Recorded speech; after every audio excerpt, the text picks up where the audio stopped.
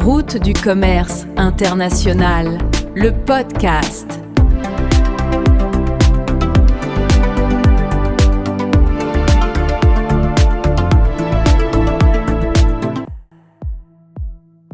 Bienvenue sur Route du commerce international, votre podcast. Dans ce nouvel épisode, nous allons nous intéresser aux armateurs. Car derrière chaque navire, il y a une entreprise. C'est ce qu'on appelle un armateur. L'armateur est donc une entreprise qui va soit posséder des navires, soit les exploiter. C'est donc ce qui leur permet de transporter la majorité des marchandises dans le monde. Certains armateurs gèrent des flottes gigantesques. Parmi les armateurs les plus connus, il y a entre autres le danois Maersk, qui dispose d'une flotte de plus de 700 navires. Le suisse MSC, qui dispose également d'une flotte à peu près équivalente. Le français CMA-CGM et ses 600 navires.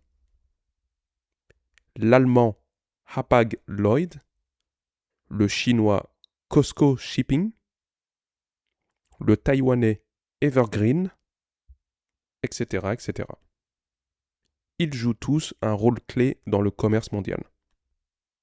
Leurs investissements prioritaires seront donc dans l'élargissement de leur flotte de navires, la vente de l'espace à bord et la constitution de l'équipage nécessaire.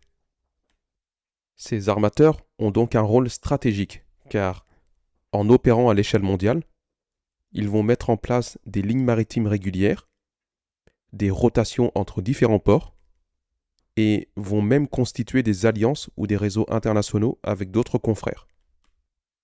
Tout cela leur permet donc d'avoir une influence directe sur le commerce mondial.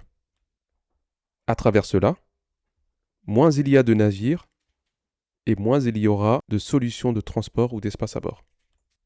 À l'inverse, plus il y aura de navires et plus la concurrence va être forte, avec pour premier effet une baisse des prix. Dans les faits, quand une entreprise expédie une marchandise, elle dépend indirectement des décisions prises par les armateurs. L'entreprise va donc subir à la fois les disponibilités, les délais et les coûts pratiqués. Pour contrer au mieux cette dépendance, passer par un transitaire ou un commissionnaire va devenir déterminant. En effet, ils travaillent souvent avec les armateurs en leur apportant de gros volumes et permettent également de simplifier l'accès aux navires, à des tarifs plus avantageux qu'en traitant directement avec les armateurs. Toutefois, une transformation du secteur est en cours. Certains armateurs ne font plus seulement du transport. Ils développent aussi des solutions logistiques complètes, des services porte à porte, ainsi que des plateformes digitales. De quoi en faire des décideurs du commerce mondial et des piliers de la mondialisation.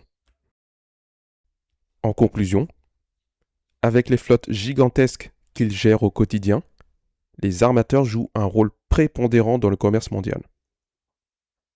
Sans armateurs, pas de transport maritime et donc pas de commerce mondial. Dans le prochain épisode, nous verrons concrètement comment fonctionne une compagnie maritime. À bientôt sur Route du commerce international, le podcast.